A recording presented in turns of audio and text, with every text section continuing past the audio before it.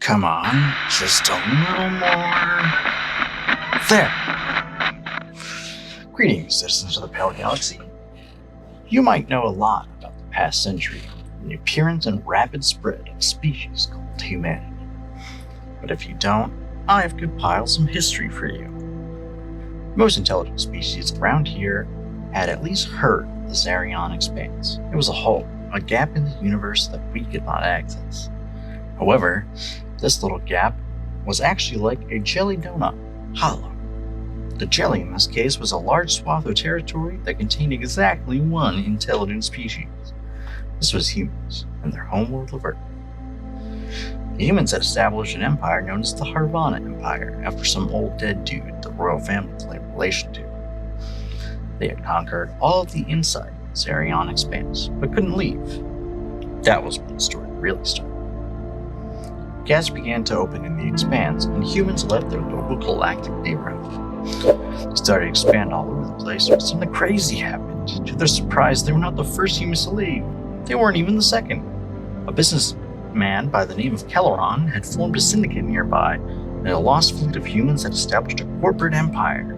So the Harvana leaving the Expanse was called the Third Exodus.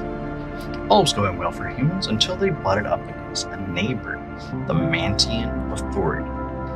The Mantians were going through something of a gestational crisis.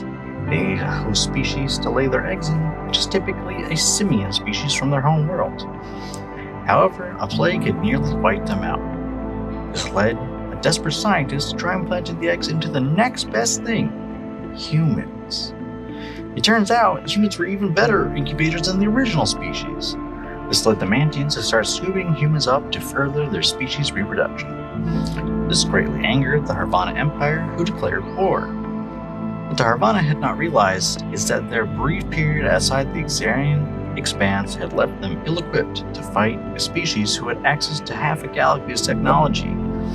The titanic Mantian war machines devastated the Harvana forces. The Harvana needed a secret weapon, so initiated a weapons project. This was Project Lightning. Turns out that magic is real, and humans had already been practicing it within the Empire. The Harvana developed a way to test for aptitude with magic and conscripted as many children as they could find with potential.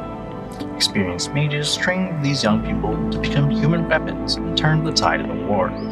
This project, as well as the growing pressure from the Ilarian Republic and Necron Council, caused the Mantian Authority to abandon their territory bordering Harvana, Ilarion, and Necron space. This left a massive gap in control, which inspired many plucky idealists inside Harvana territory. Humans were finally once again freed from war. That and the oppression of their government led them to leave their home space. They moved all over with more expeditions than ever before. This event was called the Great Human Diaspora, and ended with several human-led factions arising. The most important one is the Cooperative. Their fleet now holds balance between the major powers. It's a good thing they're so nice, otherwise all that territory they gobbled up might have made them a threat.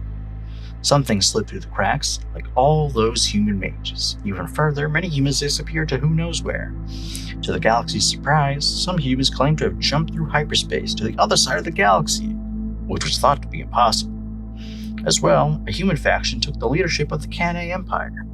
These newcomers became one of the most important species in the galaxy, and in just a century. So the next time you see a human, try asking them about your history. See you next time. This has been Radio Free Pale.